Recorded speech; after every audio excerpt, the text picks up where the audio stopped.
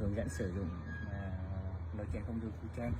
Đầu tiên thì mình sẽ bật nguồn lên đó, sau đó mình chọn những cái món ăn mà mình muốn nấu, ví dụ như đây là khoai tây chiên này, sườn này, cá này, tôm này, pizza này, đùi gà này, làm bánh này, quay gà nghiến con này, sấy thực phẩm này và rã đông. Thì ví dụ như mình chọn món tôm chẳng hạn thì mình nấu món tôm nướng chẳng hạn thì mình vào tôm thì máy nó sẽ tự động chọn nhiệt độ là 160 độ và thời gian sẽ là 12 phút. Thì anh chị muốn nướng, đây là cái thời gian tiêu chuẩn cho món tôm nướng. Còn nếu mà muốn nướng với chế độ muốn nóng hơn nữa thì ấn nút tăng nhiệt độ đây, hoặc giảm nhiệt độ đây. Còn muốn tăng thời gian lên thì ấn đây, còn muốn giảm thời gian thì ấn đây. Okay. Muốn bật đèn nội thất thì ấn đây, thì cái đèn sẽ thấy thì chúng ta sẽ nhìn thấy cái con tôm bên trong là thế này.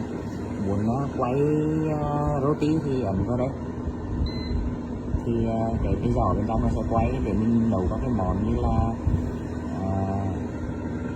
là rang hoặc là khoai tây chiên.